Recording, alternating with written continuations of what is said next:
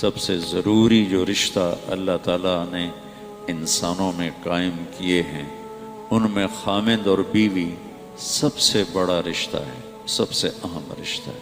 یہ پہلا رشتہ ہے جو اللہ نے قائم کیا حضرت آدم اور حوا کے درمیان۔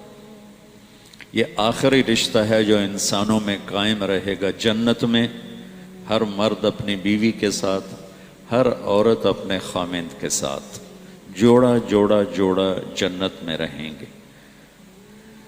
قریب قریب ہوں گے۔ جنات عدن یدخلونها ومن صلح من آبائہم، ماں باپ و ازواجہم، بیویاں و ذریاتہم، اولاد، قریب قریب۔ لیکن ہر آدمی، ہر شخص اپنی بیوی کے ساتھ، ہر عورت اپنے خامند کے ساتھ۔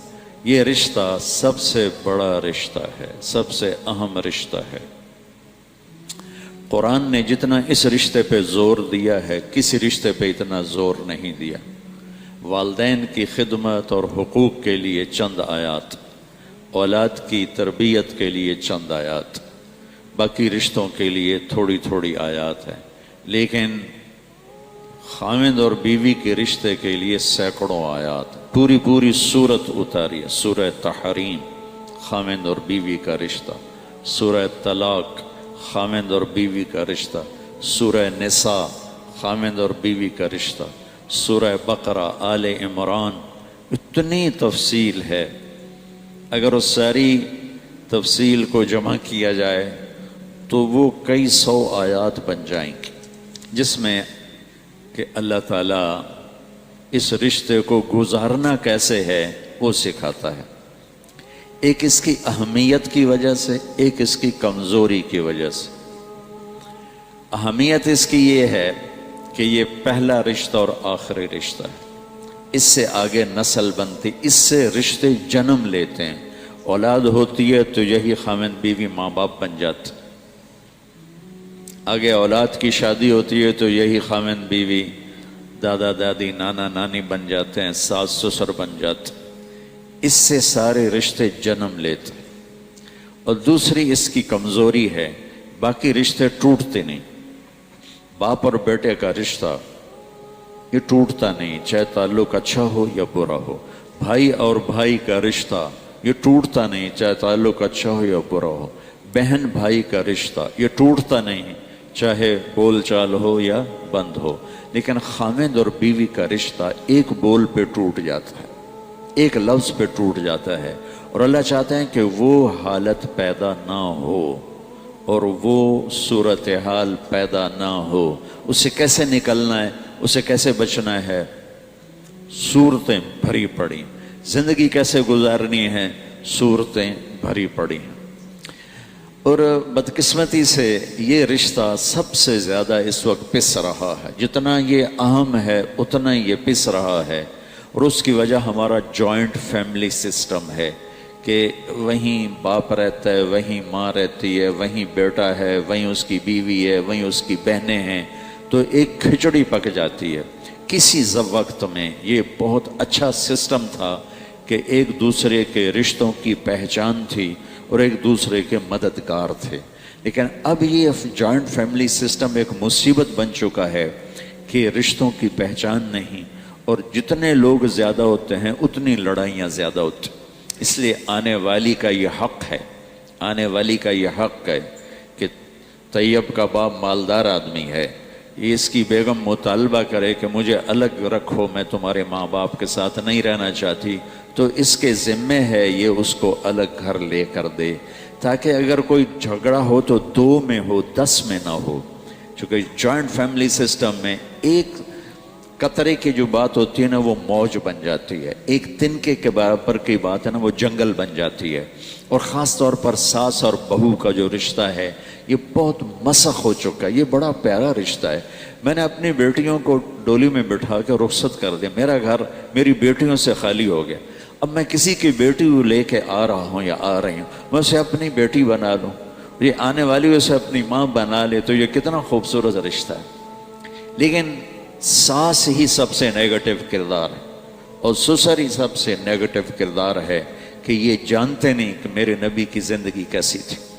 میرے نبی نے مدینے کے صحابہ کو انصار کہتے ہیں، اور مکے کے صحابہ کو مہاجرین کہتے ہیں، تو ایک دفعہ میرے نبی نے اپنے مدینے والے ساتھیوں کی تعریف کرتے ہوئے یہ بات فرمائی کہ یہ جو میرے انصار مدینہ ہیں، یعنی مدینے والے، یہ بڑے عالی شان لوگ ہیں۔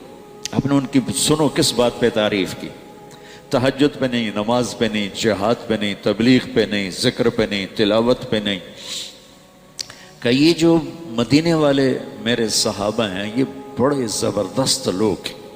ان کے گھر میں جب کسی کی بیٹی بہو بن کے آتی ہے تو اسے ذرا بھی فرق نہیں محسوس ہوتا کہ ماں باپ کے گھر میں ہوں یا سسرال کے گھر میں۔ اس آنے والی کو اتنا پیار دیتے ہیں، اتنی محبت دیتے ہیں کہ وہ سمجھتی ہے کہ میں ماں باپ کے گھر ہی ہوں، میں سسرال میں نہیں ہوں۔ لیکن ہمارے آج کے ماحول میں سسرال آنے والی بیٹی بچی کے لیے ایک جہنم بن جاتا ہے، جہنم، تانے، بولیاں، طنز، تنقیدیں۔ اور اس میں ایک بڑی وجہ ہے، بچہ ماں پروان چڑھاتی، اللہ اس سے زندگی دیتا ہے، اس کی گود میں پلتے پلتے بڑا ہوتا، جب اس کی شادی ہوتی ہے اس کی محبت کا بہاؤ بیوی کی طرف ہو جاتا ہے۔ یہ طبیعی چیز ہے، فطری چیز۔ وہ اپنی بیوی کو زیادہ توجہ دیتا ہے، ٹائم دیتا ہے، تو اس کی ماں میں حسد پیدا ہو جاتا۔ وہ اس حسد کو پھر اس اپنی بہو کو تنگ کر کے نکالتا، کبھی بیٹے کے کان بھرے گی، کبھی اس کی بےزتی کرے گی، کبھی اس کو تانے دے گی، کبھی کسی قسم کے تانے دے گی۔ اس کے پیچھے کوئی جھگڑا تھوڑا ہے، اسی نے اس کی اولاد کا، اگلی نسل کا اس نے ماں بننا ہے، اور اس آنے والی نے اس کی جگہ سنبھالنی ہے۔ اگر ترتیب کے مدے سے اللہ نے رکھا ہے کہ بھی بڑا پہلے جاتا ہے، چھوٹا بعد میں جاتا ہے، وہ یہ سمجھتی ہے کہ یہ میرے گھر کی وارث ہے، پھر اس کو ذلیل کرتی ہے لاشعوری حسد کی وجہ سے۔ اس کی بہنوں کا رویہ بدل جاتا ہے، اس کے والد کا رویہ بدل جاتا ہے، وہ اس لاشعوری حسد کی وجہ سے۔ اس لیے شریعت، اللہ تعالیٰ نے عربوں کا بھلا کرے، ان کی ثقافت ہے جب تک لڑکا الگ گھر نہیں بنائے گا شادی نہیں کر سکتا، چاہے کرائے پہ لے چاہے اپنا لے، الگ ایک کمرے کا گھر ہو لیکن الگ ہو تب اس کی شادی ہوگی، ورنہ شادی نہیں ہوگی۔ ان کی کھچڑی نہیں بنی ہوئی، ان کی لڑائیاں ایسے نہیں ہوتی ہیں جیسے ہماری، سارا دن ایک لڑکا لڑکی آپس میں الجھ گئے، چھوٹا مسئلہ ہے، لیکن ساتھ ماں بھی الجھ گئی، باپ بھی الجھ گیا، بہنیں بھی الجھ گئے، چاچے بھی آ گئے، مامے بھی آ گئے، دادے بھی آ گئے، نانے بھی آ گئے، اتنے تو سوٹے چل گئے۔ اگر یہ اس کو گھر لے کے نہیں دے سکتا تو اس کے ذمہ ہے اس کو کرائے پر لے کر دے، اس کے بھی ہمت نہیں ہے تو گھر میں ایک پورشن الگ کر دے، اس کا کچن بھی الگ ہو، اس کا رہنا بھی الگ ہو، تاکہ اس میں کسی کا دخل نہ ہو، وہ اور اس کا خامد اور اس کی بیوی اپنی زندگی شروع کریں۔ وہ اتنے بھی نہیں رکھتا ہمت، سارے ایک جیسے نہیں ہوتے۔ ایک کمرہ، ایک کچن، ایک ٹوائلٹ، یہ آنے والی لڑکی کا حق واجب ہے، یہ حق واجب۔ مشترکہ کچن ہوگا تو لڑائیاں ہوں گی، مشترکہ واش روم ہوں گے تو لڑائیاں ہوں گی۔ اور اگر یہ اس کی بھی ہمت نہیں رکھتا کہ کمرہ بھی نہیں الگ کر سکتا، واش روم نہیں دے سکتا، کچن نہیں دے سکتا، تو پھر یہ شادی نہ کرے، روزے رکھے تھے تسبیح پڑھے، کسی دے دینوں برباد نہ کرے۔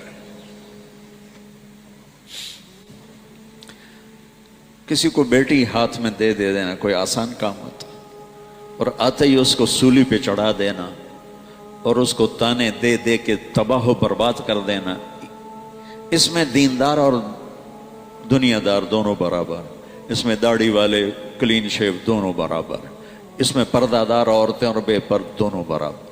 آگ لگی ہوئی ہے، آگ لگی ہوئی ہے، آگ لگی ہوئی ہے۔ بھائیو، اپنے رشتوں کو آباد کرو میرے نبی والے اخلاق کے ساتھ۔ رشتوں کو آباد رکھنا ہے تو صرف ایک چیز چاہیے، صرف ایک چیز، صرف ایک چیز، صرف ایک چیز سے ہر رشتہ آباد ہو جائے گا، وہ ہے ایک دوسرے کو برداشت کرنا، یا وہ ہیں میرے نبی کے اخلاق، یا وہ ہے ایک دوسرے کی تعریف، حوصلہ افزائی، یا وہ ہے ایک دوسرے کو طنز اور تانے سے بچانا۔ ان سینکڑوں آیات کا میں 2 لفظوں میں خلاصہ بتا دیتا ہوں جو اللہ نے خاوند اور بیوی کے رشتے کے لیے آیات، صرف 2 لفظوں میں سارا بتا دیتا، صرف 2 لفظوں۔ میرا اللہ کہتا ہے نساؤکم حرث لکم فاتوا حرثکم انا شئتم، तुम्हारी बीवियां तुम्हारी खेती हैं। काश्तकार, जिमीदार अपनी खेती को कैसे पालता है? यहाँ तो कराची तो ज़राई शहर नहीं है, हम तो पंजाब के रहने वाले हैं, तो साथ ही ज़राअत चलती है, एग्रीकल्चर चलता है, लेकिन अपने घरों में पौधे लगाए हैं, फुलवाड़ी लगाई है, फूल लगाए हैं, किसी ने कोई फलदार दरख्त लगाया हुआ है, तो उस दरख्त को, उस घास को, उस फुलवाड़ी को किस तरह हम लेके चलते हैं? पानी की ज़रूरत पानी लगाओ, खाद की ज़रूरत खाद लाओ, स्प्रे की ज़रूरत स्प्रे लाओ। फल नहीं दिया तो परेशान बैठे हैं, फल नहीं आ रहा, कोई वजह तलाश करो। ये है हमारा रुख। कभी देखा, मेरा ज़मींदार घराने से ताल्लुक़, कि भाई आम ने फल नहीं लिया और ज़मींदार ने डंडा उठा के आम की पिटाई शुरू कर दी, तेरी ऐसी तैसी, तू फल नहीं लिया, लितर मारो इसनु। शुक्रन लक रब्बी हम्दन लक रब्बी।